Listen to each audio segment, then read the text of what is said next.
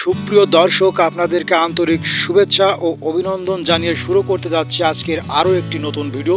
তো দর্শক, আজকের ভিডিওতে একটি প্রাকৃতিক এবং প্রাচীন স্থাপনা, যেটা দক্ষিণবঙ্গের সাতক্ষীরা জেলার অন্তর্গত একটি ঐতিহাসিক উপজেলা তালা উপজেলার অন্তর্গত ছোট্ট একটি গ্রাম, ছায়া সুনিবিড় গ্রাম গোপালপুরে অবস্থিত একটি জমিদার বাড়ি।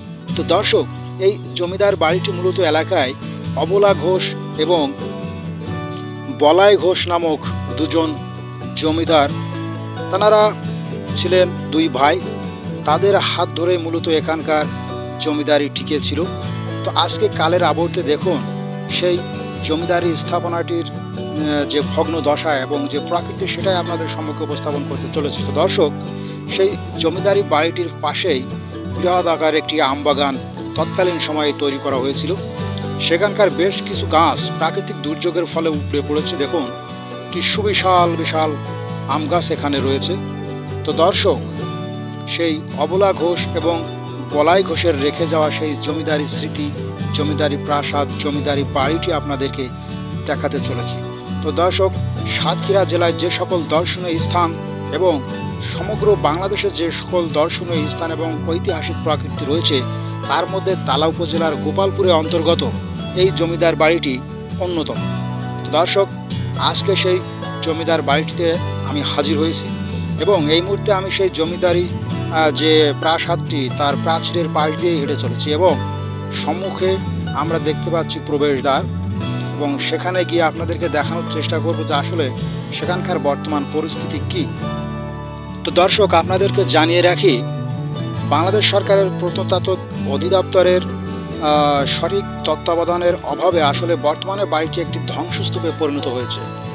তো ইতিপূর্বে আমাদের সাতক্ষীরা জেলার জেলা প্রশাসক এবং তালা উপজেলার সুনামধন্য উপজেলা নির্বাহী কর্মকর্তা ফরিদুজ্জামান স্যারের তত্ত্বাবধানে এবং তৎকালীন সাতক্ষীরা তালা কলোরার এক আসনের মাননীয় এমপি অ্যাডভোকেট মুস্তফা লুৎফুল্লাহ স্যারের সহায়তায় সেখানে একটি খোলা জানালা ইকো পার্ক স্থাপন করা হয়েছে।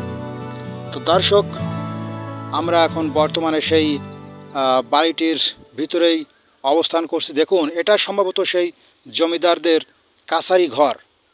এটা সেই কাছারি ঘর এবং এটার পাশেই রয়েছে তৎকালীন জমিদার বাড়িতে কর্মরত বিভিন্ন দাস দাসী এবং কাজের লোকদের আবাসস্থল, এবং পাশেই রয়েছে জমিদারদের মূল ভবন।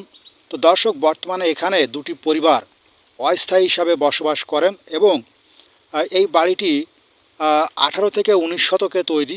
তো তৎকালীন জমিদারি প্রথা বিলোপের পর সেই অবলা ঘোষ এবং বলাই ঘোষ দেশ ত্যাগ করে চলে গিয়েছেন ওপারে।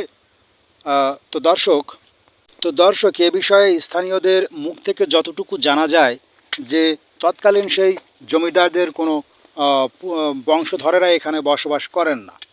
তো এখন বর্তমানে সেই বসত ভিটাতি এবং জমিদারি বাড়িটি অবহেলা ও অযত্নে একটি ধ্বংসস্তূপে পরিণত হয়েছে।